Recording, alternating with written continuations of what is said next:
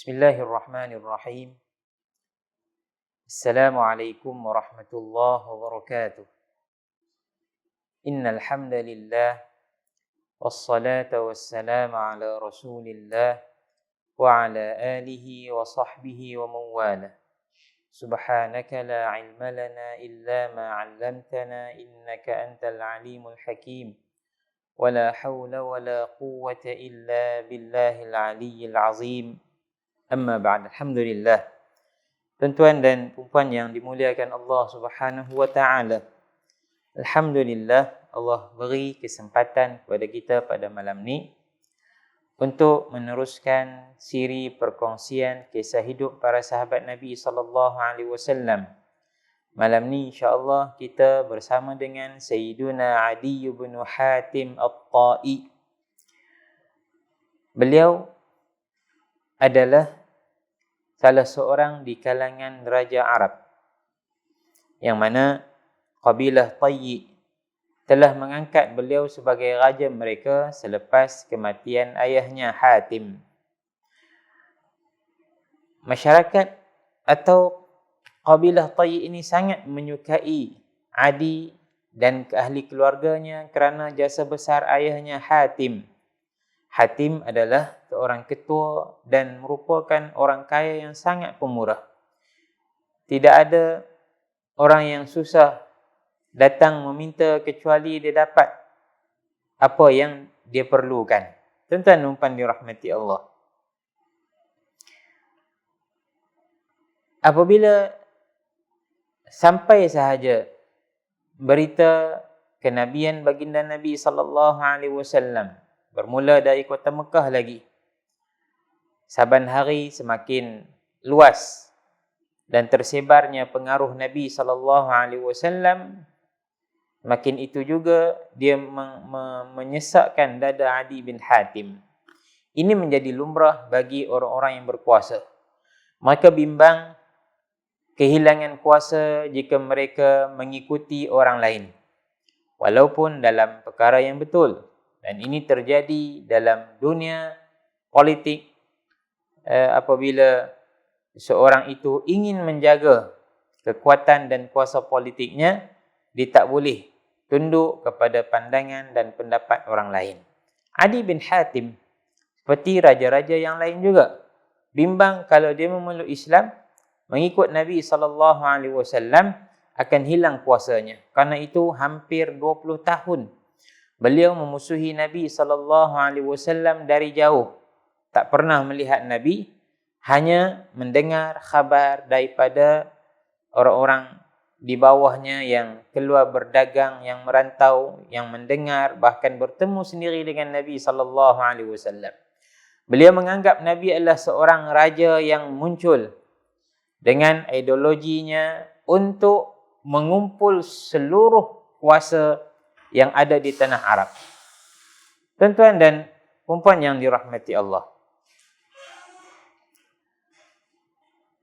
apabila semakin ramai kabilah di Madinah, terutamanya di sekitar Madinah dan juga setelah kota Mekah dibuka oleh Nabi SAW, hampir seluruh orang Arab memeluk Islam kecuali orang-orang kampungnya sahaja. Bahkan orang kampung dia juga sebahagiannya telah memeluk Islam, seperti yang kita kisahkan pada pertemuan yang lalu tentang Sayyiduna Zaid Al-Khail, atau ditukar namanya oleh Nabi kepada Zaid Al-Khair.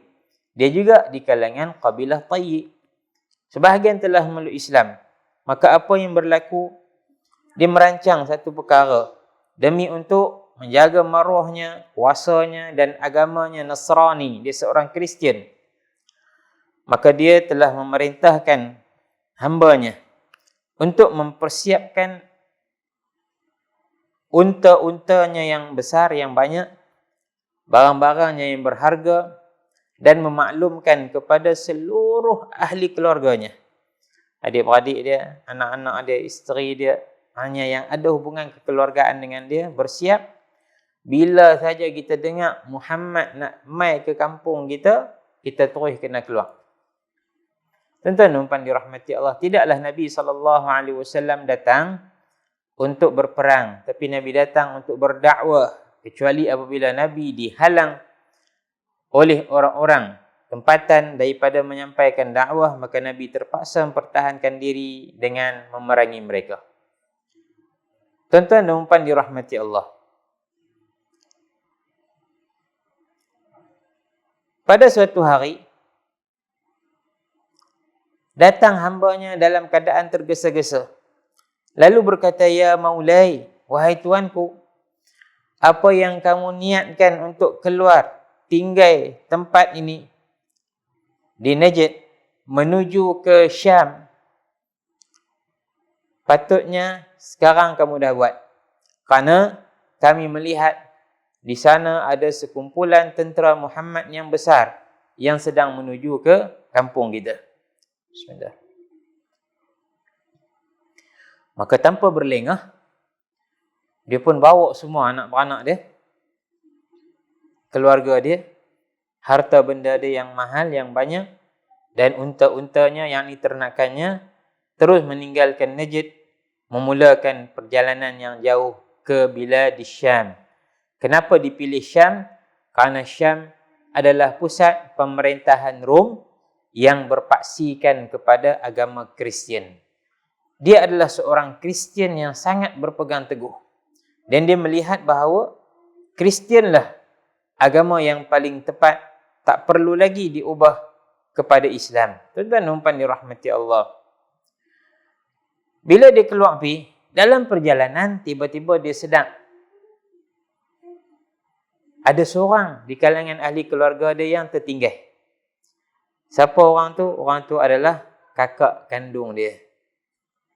Kakak kandung dia. Tuan-tuan dan puan dirahmati Allah. Datang tentera Nabi SAW, yakni para sahabat, berdakwah tapi dihalang, ditentang, lalu berlaku sedikit peperangan, dan di antara yang ditawan dalam peperangan itu ialah kakak kepada Adi bin Hatim. Lalu dibawa pulang seluruh yang ditawan daripada kabilah Tayy ke Madinah. Wanita-wanita yang ditawan itu diletak di satu bahagian, di satu sudut berhampiran dengan masjid Nabi SAW.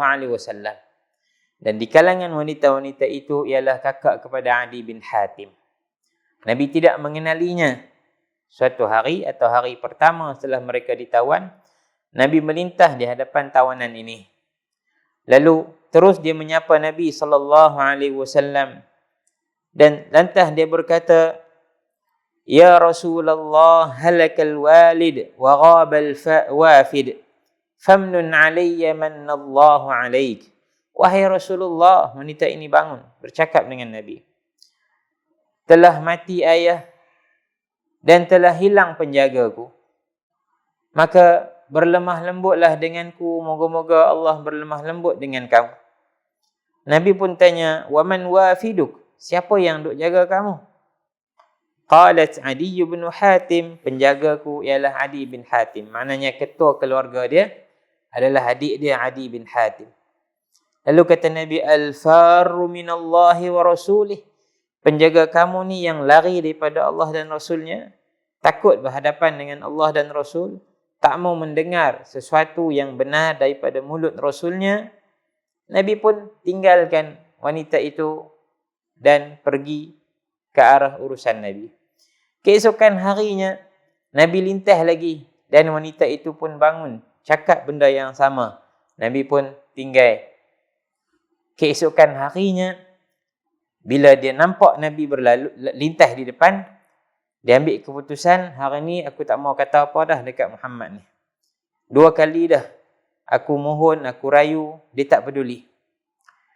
Ketika dia berdiam diri, datang seseorang di kalangan sahabat Nabi, lalu berkata,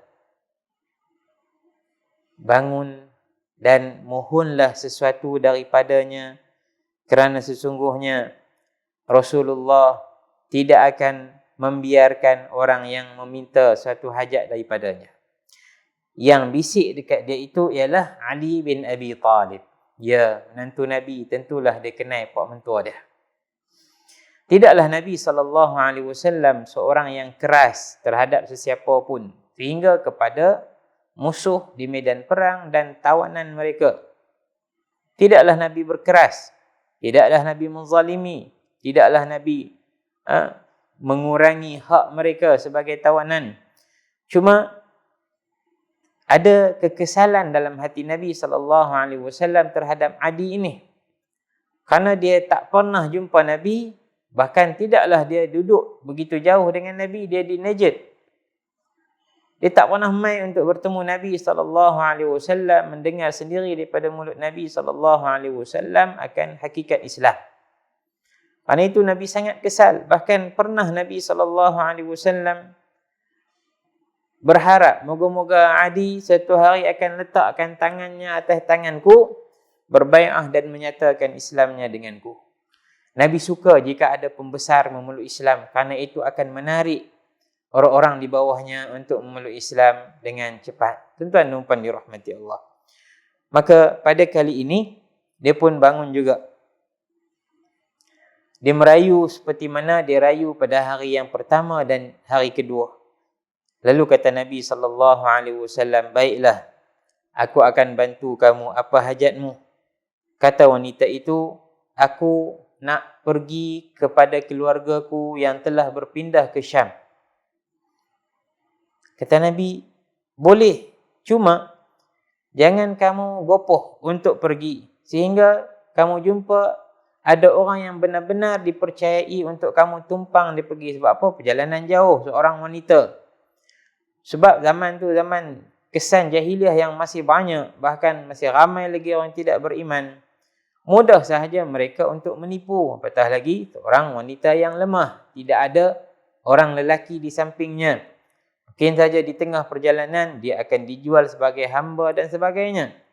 Maka kata Nabi, jika kamu jumpa orang yang benar-benar dipercayai untuk kamu tumpang ke Syam, beritahu aku akan bebaskan kamu.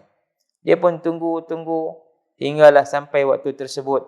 Nabi pun suruh sahabat sediakan kepadanya pakaiannya yang sesuai, kenderaannya yang sihat dan bekalan makanan, sehinggalah dia keluar dengan rombongan yang sedang menuju ke Syam. Sampai di Syam, dia mencari Adi bin Hatim. Adi juga bukanlah duduk diam. Sebab kakak dia, satu-satunya peninggalan daripada ayah dia. Anak yang ditinggalkan oleh ayah dia, kakak dia dan dia. Tiba-tiba muncul kakak dia. Terus dia pun bangun nak sambut. Kakak dia kata, Al-Qati'uz Zalim. Kamu orang yang memutuskan hubungan dan juga zalim. Mana dia apa? Gamak hang pi bawa keluarga, tinggal aku. Sedangkan akulah seorang-seorang waris. Maknanya selain kamu, akulah waris kepada Hatim, seorang raja yang sangat terkenal. Dia pun kata, ai ukhayya, wahai kakakku, janganlah cakap begitu. Sesungguhnya ia di luar kawalanku. Sehinggalah wanita itu redha terhadap saudaranya. Lalu Adi pun tanya, wahai kakakku, ma tarayna fi amri rajul? Apa yang kamu lihat pada lelaki ini, yakni Muhammad Rasulullah sallallahu alaihi wasallam? Beberapa hari kamu menjadi tawanannya, apa pandanganmu terhadapnya? Kata wanita ini, ara wallahi, aku lihat demi Allah, hendaklah kamu segera pergi bertemu dengannya. Jika dia seorang Nabi, maka segeralah kamu peluk agamanya, masuk Islam. Jika dia seorang raja, kamu tahu bagaimana untuk melayan raja, dan raja tidak akan mengurangi hak seorang raja yang lain. Dia pun fikir, Adi bukan orang biasa. Raja ni kena cerdik lah. Cerdik. Dan setiap raja ni dia ada undang-undang dia. Kampung dia atau di Najd itu, kabilah Tayyi ni, mereka dah sepakat tanpa dipaksa, tanpa berasa berat. Walaupun satu keberatan, tapi duk jadi biasa dah. Mereka akan bagi 1/4 daripada harta yang mereka usahakan kepada raja mereka. Maka bayangkan berapa ramai rakyat dia. Setiap rakyat akan sumbang dekat dia rubu' amwalihim. Ar-rubu'u min amwalihim, 1/4 daripada harta mereka. Kalau mereka kerja dapat RM100 sehari, RM25 kena bagi kat raja. Goyang kaki lah kawan. Sebab tu ada harta banyak. Maknanya hak ni dia duduk bimbang. Kalau mereka pun sedang ini satu penindasan. Tapi dah buat macam mana? Orang dulu duk buat dah. Orang kampung pun lagu tu lah. Mereka usahalah macam mana pun untuk bayar. Dan bagaimana rakyat kepada raja-raja Arab dan juga raja-raja lain yang berkuasa tak akan menyoal langsung keputusan raja mereka. Ni yang bagi kuasa ni menyebabkan mereka jadi zalim, bimbang jatuh, bimbang hilang, takut mati apa semua ni. Sebab apa? Tak boleh kata apa. Kira daulat sungguh. Raja kata apa? Yang tu lah. Tak boleh tak boleh Dia pun kata kepada kakaknya, baiklah, jika begitu aku akan bertolak kepadanya. Maknanya aku akan pergi ke Yathrib, yakni Madinah. Dia pun siap kelengkapan dia, pergi bertemu Nabi SAW. Sampai sahaja Adi bin Hatim di Madinah, dan semakin Adi menghampiri masjid Nabi SAW, terus Nabi SAW bangun daripada duduknya menyambut Adi bin Hatim yang masuk ke dalam masjid. Tuan-tuan, dalam hati Adi terus dia kata, wallahi ma hadha bimalikin wa laysa hadha bi sya'ni malikin. Dia kata, demi Allah, macam ni punya gaya, ini bukan raja ni. Raja mana mangkit sambut orang? Orang kena mangkit sambut dia. Tak apa. Nabi pun tanya, manir rajul? Adi bin Hatim. Adi bin Hatim. Nabi seronok dengan dia. Dan Nabi pegang tangan dia, bawa pergi ke rumah Nabi SAW. Dalam Nabi duk melangkah antara masjid dengan rumah tu, bukan jauh pun. Tengah duk melangkah tu, ada seorang wanita dengan anak perempuannya yang masih kecil. Wanita ni dah agak berusia. Dengan anak dia yang masih kecil, tahan Nabi SAW, dan dia bercakap dengan Nabi. Dia tanya satu, Nabi jawab. Dia tanya lagi, Nabi jawab. Dia tanya lagi, Nabi jawab. Sehinggalah wanita itu selesai daripada hajat dia, dan dia yang minta izin daripada Nabi untuk pergi. Kata Adi dalam hati dia, wallahi hadza laysa bi sya'ni malikin. Ni juga bukan gaya seorang raja. Raja mana boleh sekat tengah jalan. Mana boleh. Tapi yang ni, boleh kawan tu sekat tengah jalan? Tanya sampai soalan dia habis. Nabi langsung tak kata apa. Nah, abang kata, minta maaf, saya ada tetamu ni, mejoh ni, lama duk tunggu ni.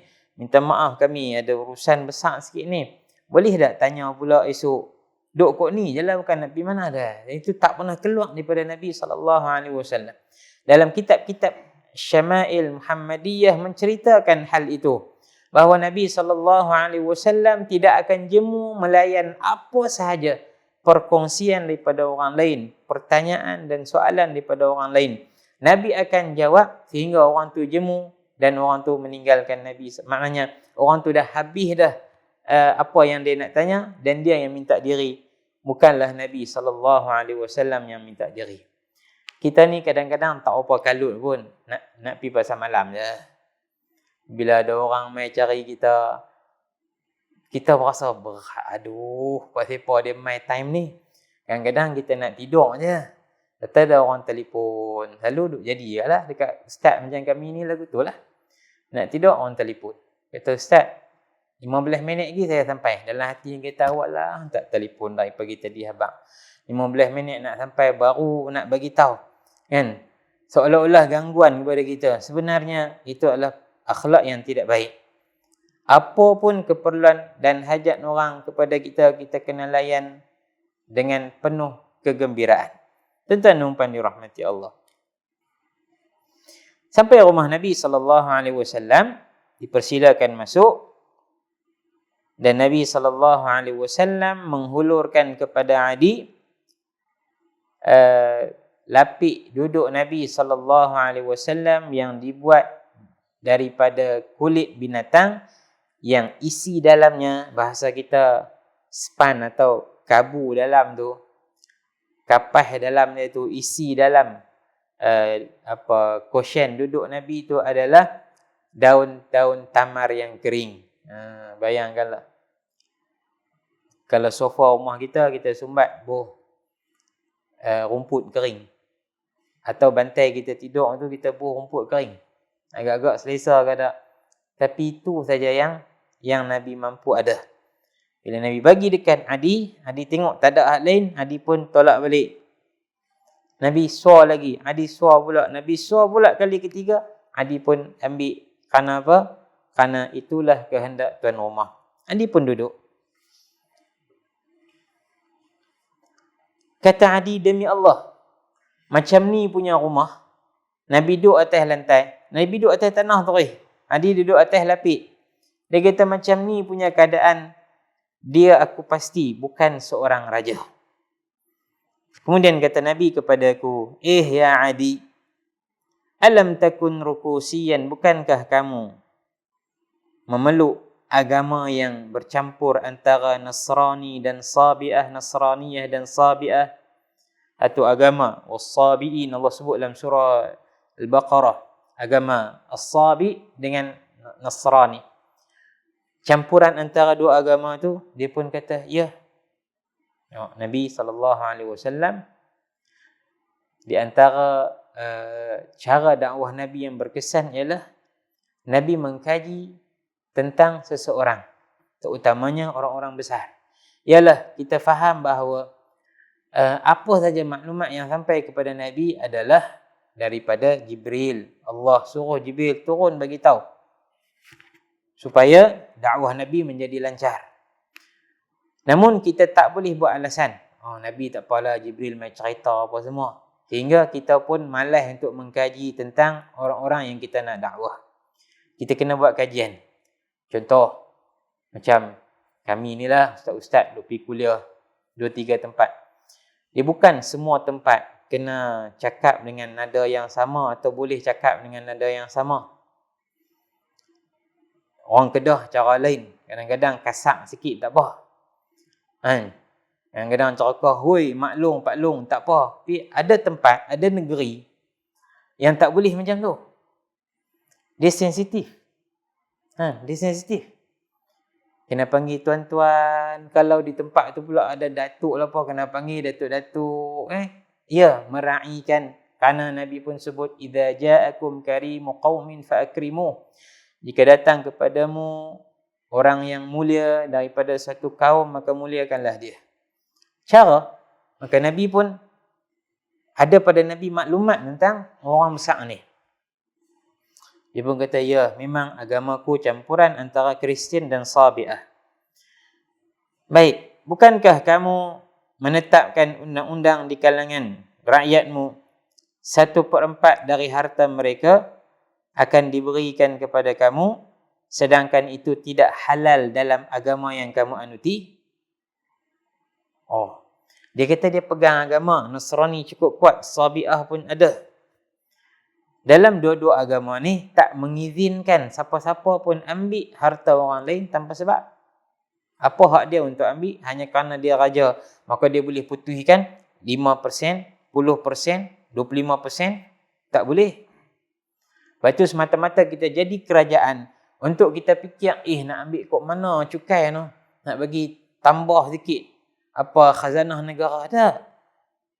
Kuasa yang dimiliki oleh mana-mana kerajaan tidak membenarkan mereka sewenang-wenang untuk mengambil hak rakyat.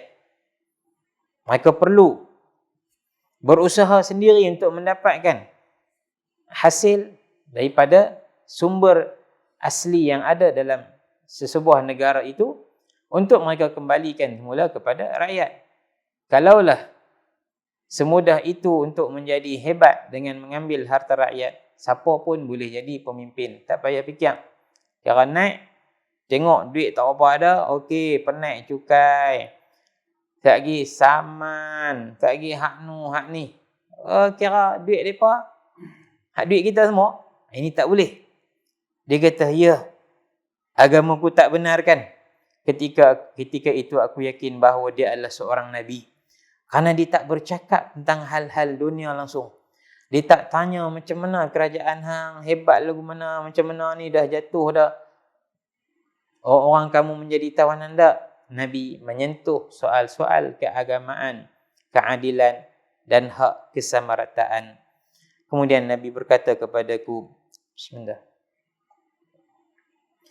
Mungkin sahaja kamu, wahai Adi, yang menghalang kamu untuk masuk ke dalam agama Islam ini ialah apa yang engkau lihat di kalangan orang Islam ni, ramai yang miskin, ramai yang fakir.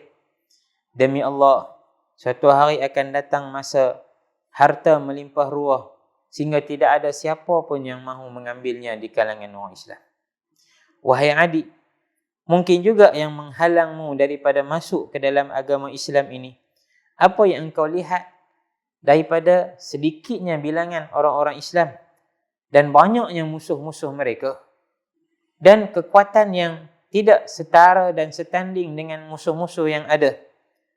Wahai Adi, demi Allah, suatu hari engkau akan lihat seorang wanita yang ada di Al-Qadisiyah, iaitu di Yaman. Dia akan keluar seorang diri daripada Yaman ni jauh, menunggang untanya seorang diri menuju ke Baitillahil Haram. Tidak ada apa yang dia takut kecuali Allah sahaja. Maknanya kuasa orang Islam ini akan tersebar jauh sehingga ke Yaman sana dan akan mengamankan seluruh tempat-tempat yang berada di bawah pemerintahan Islam. Wahai Adi, mungkin sahaja apa yang menghalang kamu daripada masuk dalam Islam ini, apa yang engkau lihat bahawa kuasa dan kerajaan yang kuat itu tidak berada di tangan orang Islam. Demi Allah, wahai Adi, kamu akan mendengar suatu hari istana putih yang terdapat di Iraq, di Babil, di Iraq, akan dibuka seluas-luasnya pintunya kepada orang Islam. Yakni sebahagian daripada kuasa Parsi akan jatuh ke tangan Islam. Dan wa anna kunuza Kisra bin Hurmuz, dan segala harta benda Kisra, yakni raja kepada Parsi, akan jatuh ke tangan orang Islam dan datang ke Madinah ini. Lalu Adi berkata, kunuzu Kisra bin Hurmuz, benarkah segala harta simpanan Kisra itu akan sampai ke Madinah? Kata Nabi, ya, harta simpanan yang bertimbun-timbun milik Kisra bin Hurmuz itu akan menjadi milik orang-orang Islam. Ketika itu kata Adi, aku menyaksikan bahawa benarlah dia seorang Nabi. Aku bersaksi bahawa tiada Tuhan melainkan Allah dan Muhammad itu pesuruh Allah. Aku pun memeluk Islam di tangan baginda Nabi sallallahu alaihi wasallam. Tuan-tuan dan puan dirahmati Allah, tidaklah Nabi bercakap kosong. Apa yang Nabi berikan, sampaikan kepada Adi adalah kebenaran mukjizat. Allah panjangkan umur Adi bin Hatim sehingga dia kata, demi Allah, aku telah lihat 2 daripada 3 perkara yang Nabi sebut di hadapanku dahulu telah berlaku. Demi Allah, yang ketiga juga akan berlaku. Aku telah lihat ada seorang wanita keluar dari Qadisiyah menunggang untanya seorang diri, tidak takut akan apa pun kecuali Allah, dan dia aman sehinggalah dia sampai ke Mekah.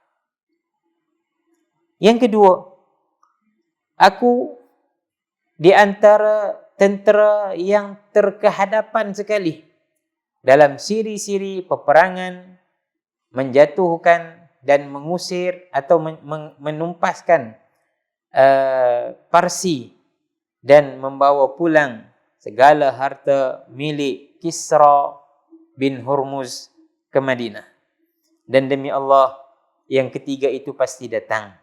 Tuan-tuan dan puan dirahmati Allah, namun Allah ambil umurnya. Dan yang ketiga berlaku pada zaman Sayyidina Umar bin Abdul Aziz.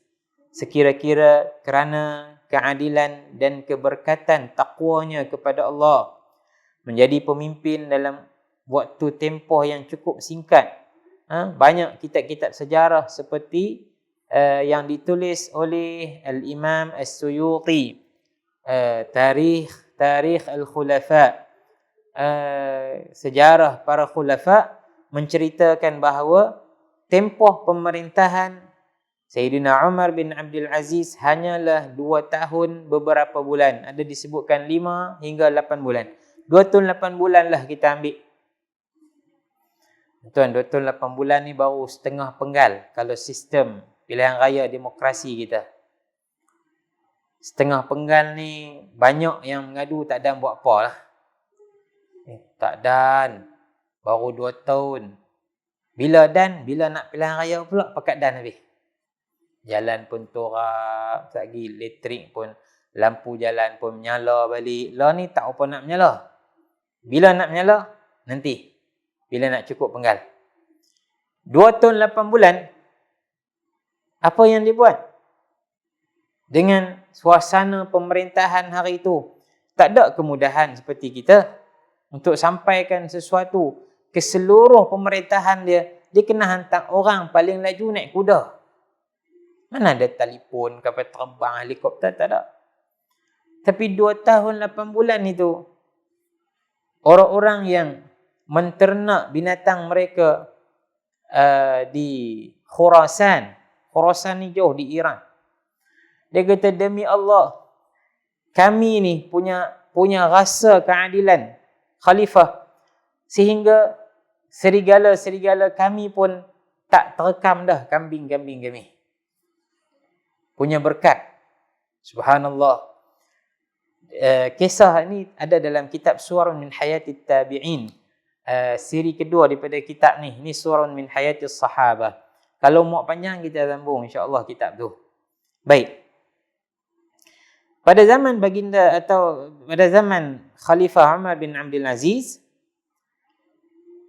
kira-kira ada orang kaya yang keluar dari rumah mereka membawa uncang emas untuk diagihkan kepada asnaf zakat. Dia keluar contohnya 1 kilo emas, petang dia balik 1 kilo balik. Isteri dia tanya, abang, kata nak pergi agih zakat kat orang. Dia kata, demi Allah, la ma wajadtu la miskinan wala faqiran wala muhtajan. Aku tak jumpa seorang pun, orang miskin, orang fakir dan orang yang berhajat. Subhanallah, para ulama menyebut bahawa bukanlah tak ada langsung orang yang berhajat atau orang miskin, tapi kerana sifat qanaah, sifat berasa cukup yang ada dalam diri mereka, mereka tak meminta-minta.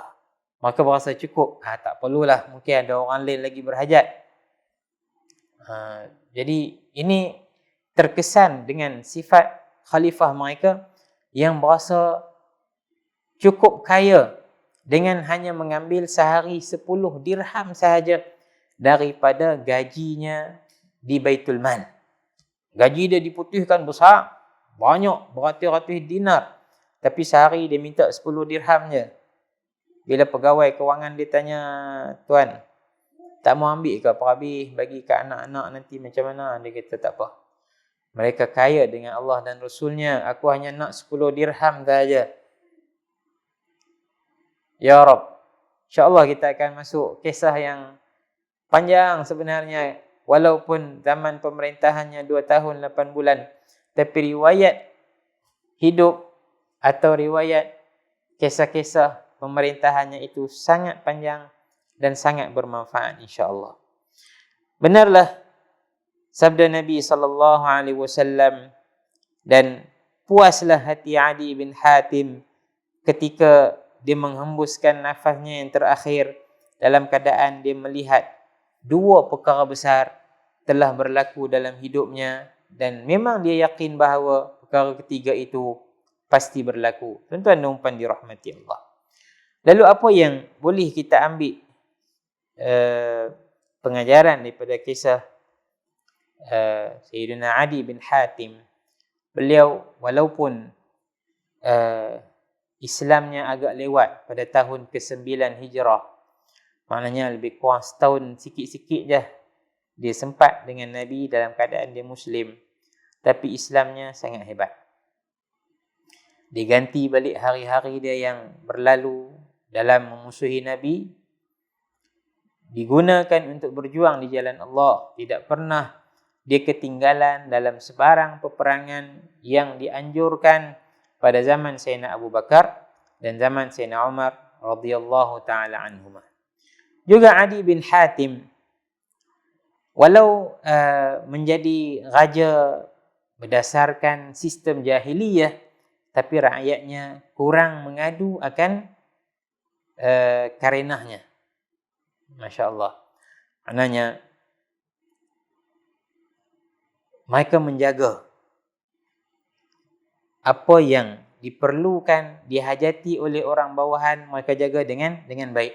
Walaupun sistem yang tak betul itu akhirnya diterima, walau ialah berkurun lamanya diterima sebagai cara hidup, namun yang dapat kita lihat, Adi bin Hatim mengakui ketika Nabi tanya, dia mengakui itu adalah perkara yang tak betul. Terdapat tegahan dalam agamanya, maka kita pun macam itulah. Jangan sombong. Kalau kita buat salah, segera minta maaf. Terutamanya kalau kita orang yang ada pangkat, kalau kita bos, kalau kita majikan, kalau kita orang yang berkuasa. Kesalahan yang kita buat ni, kalau kita segera minta maaf, orang akan maaf dan simpati kepada kita, bahkan menyanjungi kita. Tapi kalau kita buat salah, kita buat hidung kembang, buat bibir cemik ke depan, sombong, nak pertahan juga, salahkan orang lain pula, ini sekecil-kecil dan seremeh-remeh hal pun orang akan marah kita. Orang akan ingat lama dan orang akan jadi bahan ejekan dan bahan bualan mereka. Semoga Allah Subhanahu Wa Taala memberi kekuatan kepada kita untuk menelusuri cara hidup para sahabat, menjadikan kita orang-orang yang berjiwa kental berhadapan dengan segala karenah hidup dunia. Moga-moga kita dapat pergi ke akhirat dengan bekalan yang baik insya-Allah. Wallahu alam. Semoga kita bertemu lagi dengan kisah seorang sahabat lagi, iaitu Sayyiduna Abu Dzar Al-Ghifari yang bernama Jundub bin Junadah. Wallahu a'lam. Sallallahu ala sayyidina Muhammad wa ala alihi wa sahbihi wa sallam. Walhamdulillahi rabbil alamin. Assalamualaikum warahmatullahi wabarakatuh.